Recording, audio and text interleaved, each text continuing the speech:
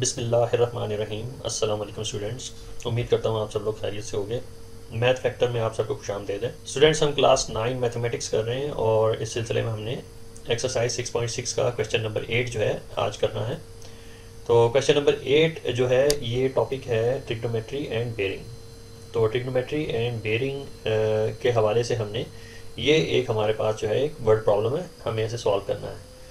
तो बेरिंग के रूल्स जो हैं मैं आपको पिछली वीडियोस में शो करता रहा हूँ। तो बेरिंग के रूल्स जो हैं वो हमने गुज़िश्ता वीडियोस में आपको जो है मेंशन किए थे कि 3 रूल्स होते हैं बेरिंग के measure from the north number 1 और नंबर 2 जो है मेजर क्लॉकवाइज और रिटन एज 3 डिजिट्स। तो इन रूल्स की बेसिस पे जो है हमने बेरिंग फाइंड करनी है इस क्वेश्चन की। और क्वेश्चन है a car leaves the garage at a bearing of 40 degree and travels in a straight line for 13 kilometres. तो स्टूडेंट्स, हमने अभी तक फर्स्ट सेंटेंस तक ही रहना है और इसे सबसे पहले हम ड्रॉ कर लेते हैं। तो सबसे पहले हमने गैराज एक पॉइंट है, उसको हम सपोज कर लेते हैं कि वो ए है। ए पॉइंट जो है वो गैराज है, ये हम सपोज कर लेते हैं। तो इसे हम सबसे पहले ड्रॉ करेंगे, इसके बाद जो है हम इसको अंडरस्टैंड करने की कोशिश करेंगे। तो ये हमारे पास ए पॉइंट आ गया जहाँ पे गैराज जो है मौजूद है। और सबसे पहले हमने ए पॉइंट के ऊपर नॉर्थ की बेयरिंग जो है वो ड्रॉ करनी है। तो एरो की मदद से हमने नॉर्थ की बेयरिंग जो है ए पॉइंट पे बना लेनी है।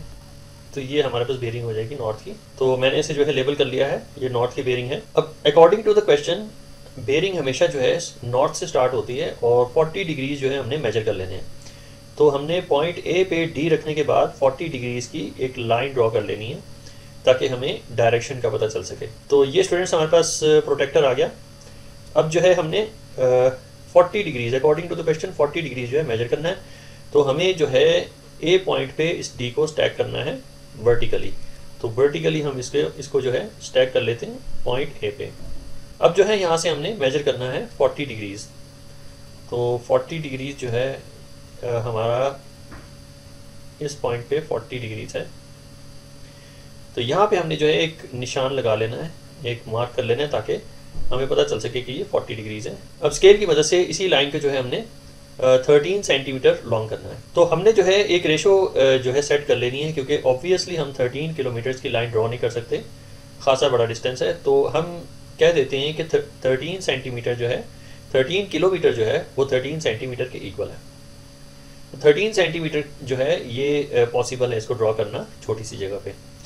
तो 1:1 की रेशो हमने रखी है, यानी 1 kilometre is equal to 1 centimetre. तो फिर 13 kilometre is equal to 13 centimetre. तो हमने यहाँ पे जहाँ पे ऑरेंज लाइन आपको दिख रही है वहाँ पे हमने 13 सेंटीमीटर की लाइन ड्रॉ करनी है with the help of scale. तो स्केल की मदद से हम जो है 13 सेंटीमीटर की लाइन ड्रॉ करेंगे। सबसे पहले हम इसका 0 पॉइंट जो है पॉइंट ए पे स्टैक करेंगे और बिल्कुल इसके पैरेलल हम लाइन ड्रॉ करेंगे। तो यहाँ से जो है हमने 13 सेंटीमीटर तक लाइन ड्रॉ करनी है।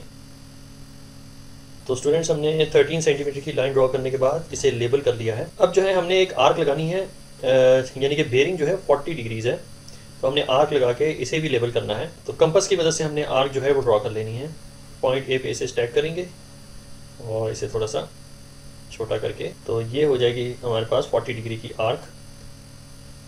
तो यहाँ पे हमने 40 डिग्रीज जो है लेबल भी कर लिया है और आर्क भी ड्रॉ कर ली। तो ये वो सिचुएशन है जो फर्स्ट सेंटेंस में। तो कहना ये चाह रहे हैं, पूछना ही चाह रहे हैं कि how many kilometres north and how many kilometres east has the car travelled from the garage. यानी कहने का मकसद ये है कि नॉर्थ पे कितना ट्रैवल किया और ईस्ट पे कितना ट्रैवल किया। ये लाइन जो है ये ईस्ट की है और ये जो ब्लू लाइन आपको नज़र आ रही है ये नॉर्थ की है। तो ये हमारा क्वेश्चन है। और सबसे पहले तो इस क्वेश्चन को सॉल्व करने के लिए हमें सपोज करना है कि जैसा कि हमने फिजिक्स में पढ़ रखा है कि एक स्ट्रेट लाइन एक स्ट्रेट फोर्स होती है और इसकी कोई ना कोई डायरेक्शन होती है। तो एक straight line with the direction and its magnitude जो है वो 13 किलोमीटर्स है और डायरेक्शन जो है 40 डिग्रीज है। तो वो वेक्टर कहलाती है। ऐसी फोर्स जो कि जिसकी डायरेक्शन भी है और जिसकी मैग्नीट्यूड भी है वो एक वेक्टर कहलाएगी। तो हमने इसको एज अ वेक्टर जो है वो तसव्वुर करना है, सपोज करना है। तो वेक्टर हम जैसा कि सीख चुके हैं पहले, तो जैसा कि जिन बच्चों ने फिजिक्स बहुत अच्छे तरीके से पढ़ी है वो जानते हैं कि एक स्ट्रेट लाइन अगर हो तो इसका जो है 2 वे डायमेंशन अगर फाइंड करनी है, 2 वे डायमेंशन यानी कि एक्स फोर्स और यानी दूसरे लफ्ज़ों में एक्स फोर्स और वाई फोर्स, यानी हॉरिजॉन्टल फोर्स और वर्टिकल फोर्स। अगर ये हमने इस जो फोर्स है इसको हमने डिवाइड करना है into two types of force. तो टू टाइप्स ऑफ फोर्स जो है वो एक हॉरिजॉन्टल फोर्स होती है और एक जो है वर्टिकल फोर्स होती है जिसको फोर्स वाई कहते हैं। तो ये जो है फोर्स वाई है और ये हमारे पास फोर्स एक्स है। तो हमने इस फोर्स को यानी रिजल्टेंट फोर्स को, इसको रिजल्टेंट फोर्स कहते हैं जो ग्रीन लाइन है, इसको हमने दो हिस्सों में डिवाइड करना है। दो हिस्सों में इस तरीके से डिवाइड करना है कि इसका जो है हॉरिजॉन्टल फोर्स भी है और इसकी वर्टिकल फोर्स भी है। तो ये दो वेक्टर्स जो है डिवाइड करते हैं हमारी इस फोर्स को। तो ये हमने फिजिक्स में जो है बहुत अच्छे तरीके से पढ़ रखा है वेक्टर्स वाले फोर्स वाले चैप्टर में। तो अगर हमें एफ एक्स फाइंड करना होता था तो एफ एक्स का हमारे पास वहाँ पे क्या फार्मूला होता था, F X is equal to force multiplied by cosine theta. और अगर एफ वाई फाइंड करना होता था तो हम क्या करते थे कि F Y is equal to force multiplied by sine theta. तो ये जो है फार्मूलाज हम यूज़ किया करते थे कंपोनेंट्स फाइंड करने के लिए। किसी भी फोर्स के दो कंपोनेंट्स हैं, तो फोर्स इज अ वेक्टर जो कि स्ट्रेट लाइन में है और इसकी कोई ना कोई डायरेक्शन है। तो डायरेक्शन कितनी है यहाँ पे, डायरेक्शन जो है ये 40 डिग्रीज है फ्रॉम द नॉर्थ। तो हम इसी फोर्स को जो है दो कंपोनेंट में डिवाइड किया करते थे। आपको याद होगा कि दो कंपोनेंट कौन कौन से हैं, एक हॉरिजॉन्टल होता है और एक वर्टिकल होता है। हॉरिजॉन्टल को एफ एक्स कहते हैं, ये यानी कि फोर्स एक्स है, और वर्टिकल फोर्स को हम एफ वाई कहते हैं, यानी कि ये फोर्स वाई है, ये वर्टिकल फोर्स। तो हमने इसी प्रिंसिपल्स की बेसिस पे अपने इस क्वेश्चन को सॉल्व करना है। चूँकि हमें जो है सिर्फ फोर्स बताई गई है जो कि 13 किलोमीटर जिसकी मैग्नीट्यूड है। ये हमारे पास एक फोर्स है जिसकी मैग्नीट्यूड 13 किलोमीटर है और इसकी डायरेक्शन जो है फ्रॉम द नॉर्थ की बेयरिंग से ये 40 डिग्री की डायरेक्शन पे है।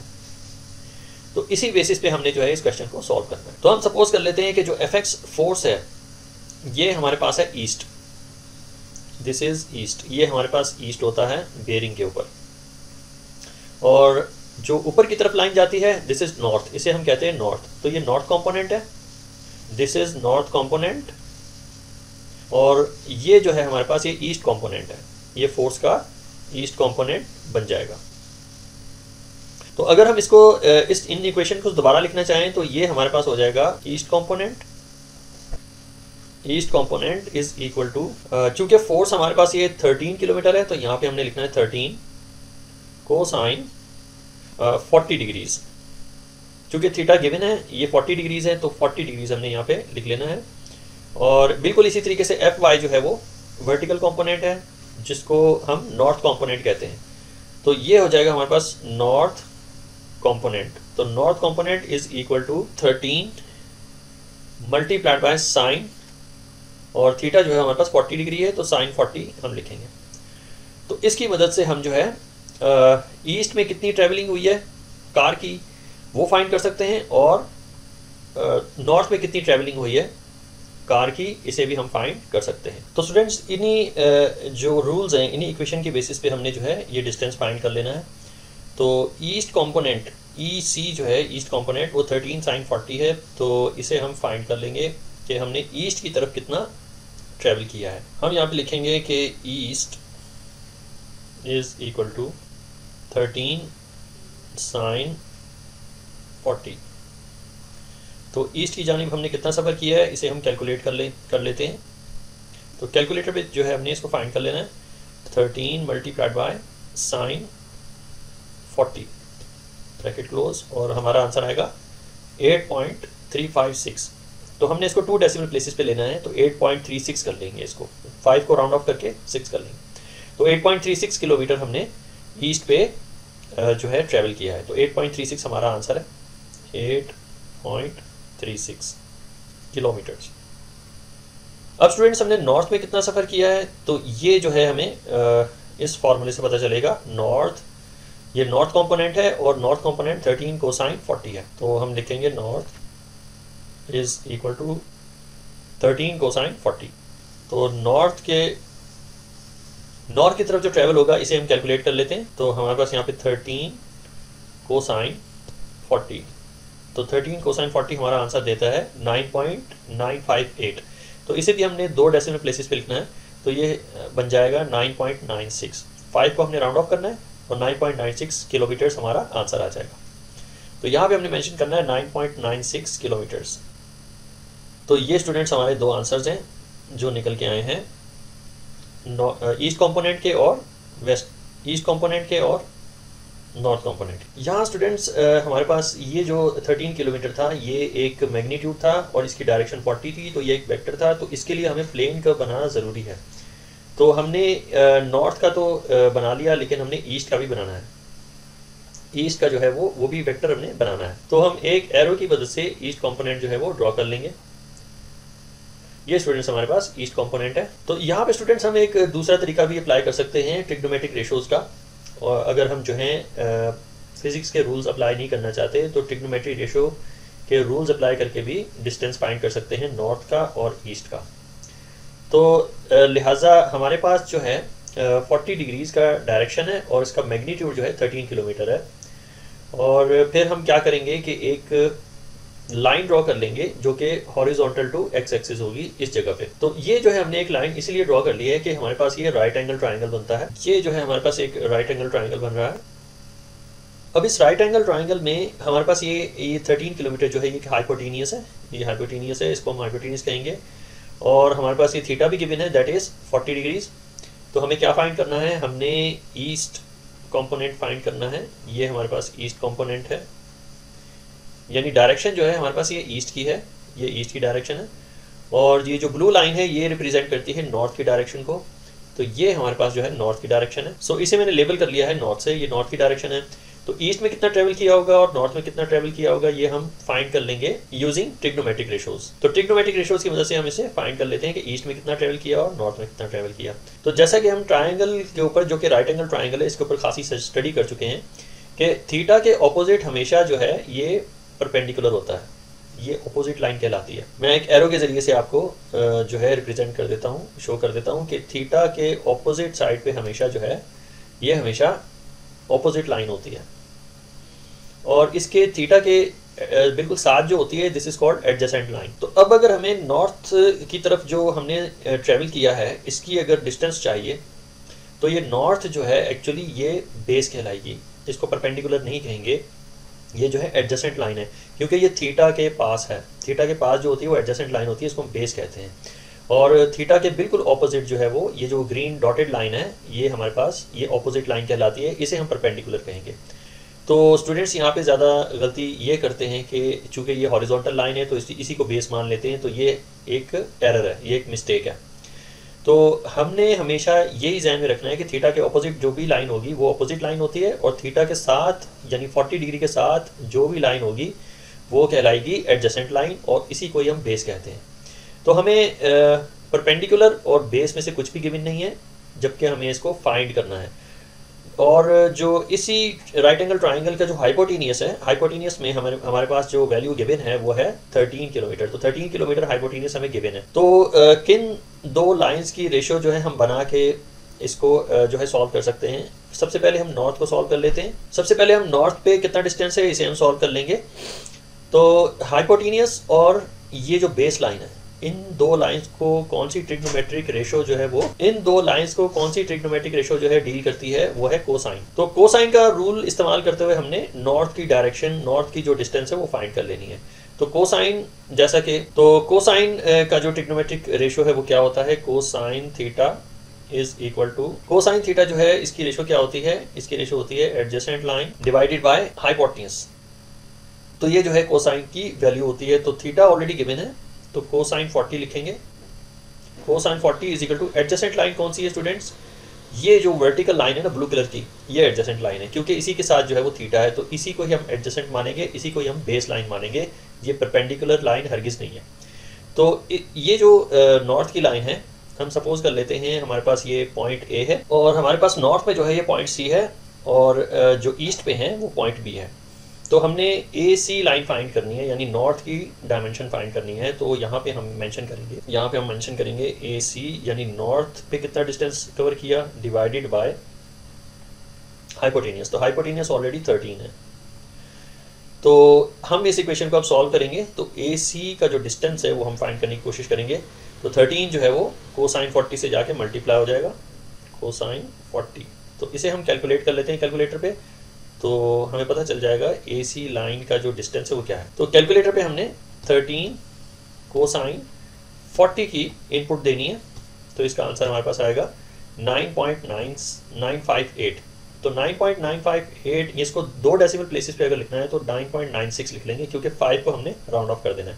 तो 9.96 जो है किलोमीटर्स इसका आंसर आएगा, 9.96 किलोमीटर्स। तो इसे हमने लेबल कर दिया है। ये जो AC का जो डिस्टेंस है, यानी गिरात से लेकर नॉर्थ तक जो हमारे पास नॉर्थ का जो डिस्टेंस है वो है 9.96 किलोमीटर्स, जो कि हमने कैलकुलेट किया है कोसाइन के ट्रिग्नोमेट्रिक रेशो से।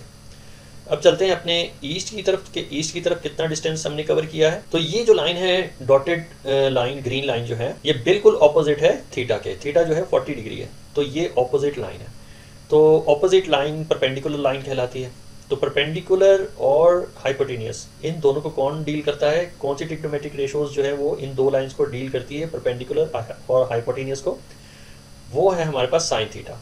तो साइन थीटा मैं यहाँ पे आपको मेंशन करके दिखाता हूँ। Sine theta is equal to perpendicular divided by hypotenuse, perpendicular divided by hypotenuse. और परपेंडिकुलर जैसा कि मैंने आपको बताया है कि ये ऑपोजिट लाइन होती है, इसे ऑपोजिट लाइन भी कहते हैं क्योंकि ये थीटा के बिल्कुल ऑपोजिट है। और हाइपोटेनियस जो है वो हाइपोटेनियस ही रहेगा। अब इसके अंदर जो है हमने वैल्यूज पुट करनी है। तो थीटा ऑलरेडी हमारे पास 40 डिग्री है, तो यहाँ पे हमने लिखना है साइन 40, ये 40 डिग्रीज हो जाएगा।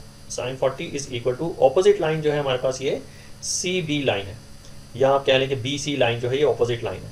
तो यहाँ पे हमने ऑपोजिट पे BC लाइन जो है इसको मेंशन करना है, डिवाइडेड बाय हाइपोटेनियस जो है हमारे पास 13 किलोमीटर है, तो यहाँ पे हमने 13 इनपुट देनी है। अब जो है BC लाइन फाइंड करने हैं, इस इक्वेशन को हमने सॉल्व करना है। तो BC इज इक्वल टू 13 जो है उस तरफ जाके साइन 40 से मल्टीप्लाई होगा, तो 13 टाइम्स साइन 40। अब स्टूडेंट्स हम इसे सॉल्व कर लेंगे कैलकुलेटर की मदद से। तो कैलकुलेटर पे कुछ इस तरीके से हमने इनपुट देनी है 13 साइन 40, तो हमारा आंसर आएगा 8.356। तो इसे भी हमने 2 डेसिमल प्लेसेस पे राउंड ऑफ करना है। तो 5 की जगह पे हमने 6 लिख देना है, क्योंकि इसके आगे जो है 6 है, इसे हम राउंड ऑफ करेंगे सेकंड डेसिमल प्लेस को, तो ये टोटल बन जाएगा 8.36 किलोमीटर्स। तो 8.36 किलोमीटर जो है हमारा आंसर है। तो BC लाइन 8.36 किलोमीटर्स, तो ये स्टूडेंट्स हमारा आंसर रहेगा। तो इसे जो है हमने लेबल करना है डायग्राम पे। तो ये जो है 8.36 हमने जो है वो लेबल कर लिया है। तो ये जो है हमारा आंसर है। ये कंप्लीट डायग्राम जो है इस तरीके से सेकंड मेथड के जरिए से हम इस तरह इसको सॉल्व कर सकते हैं। अगर हमने फिजिक्स के रूल अप्लाई नहीं करने, वेक्टर के रूल अप्लाई नहीं करने, तो ट्रिग्नोमेट्रिक रेशो से भी इसको सॉल्व किया जा सकता है। तो ये है दूसरा मेथड इसको सॉल्व करने का। आई होप स्टूडेंट्स कि आपको इसकी अंडरस्टैंडिंग हो गई, और कोई भी क्वेश्चन हो तो मुझे कमेंट कीजिएगा ताकि उसे जो है वो सॉल्व किया जा सके।